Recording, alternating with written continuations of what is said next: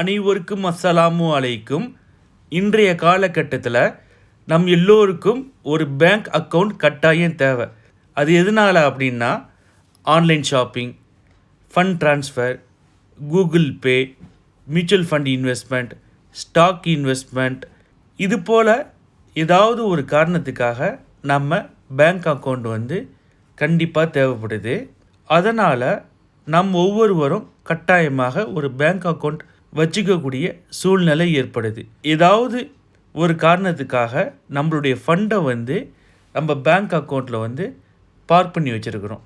அப்படி நம்ம ஃபண்டை பேங்க் அக்கௌண்ட்டில் வச்சுருக்கிறதுனால எவ்ரி 3 months பேங்க்கில் இன்ட்ரெஸ்ட் கொடுப்பாங்க. நம்ம பேங்க் அக்கௌண்ட்டில் எவ்வளோ வேல்யூவேஷன் இருக்கோ அதற்கு தகுந்தாப்பில் இன்ட்ரெஸ்ட் கிரெடிட் ஆகும்.